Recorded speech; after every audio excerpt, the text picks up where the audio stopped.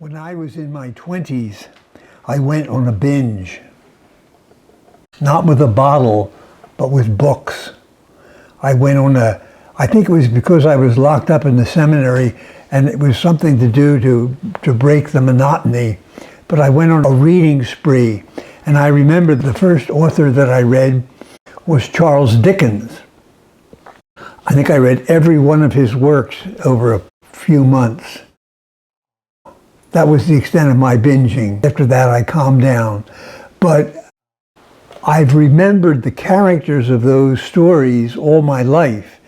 And some words are like triggers.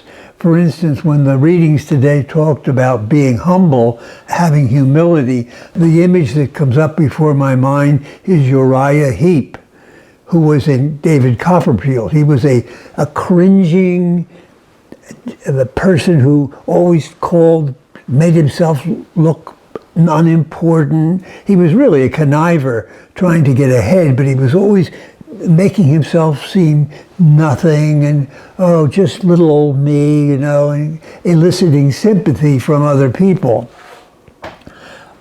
It's amazing how these words are associated, in my mind at least, with people like that, when the real meaning of humility is exactly the opposite.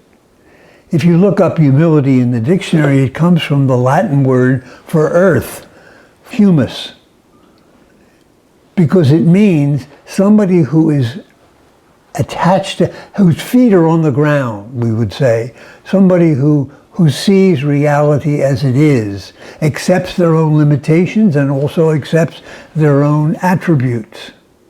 And when Jesus and the scriptures calls us to humility, Jesus and the scripture is saying is be real. Just know that you are a beloved child of God, and so is everybody else.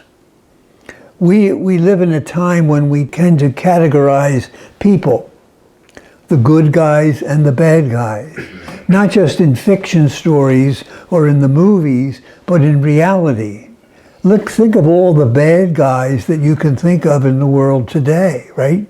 Depending upon what your point of view of goodness is, either in church or in politics or in international relations or in any kind of relationship.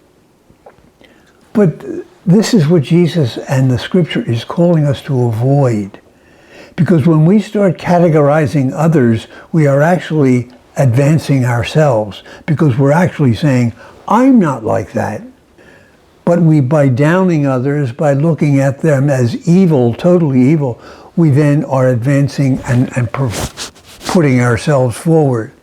And that is why constant encounters with God in prayer are absolutely necessary to keep us in the real world. In the real world, every single human being is a beloved child of the Father.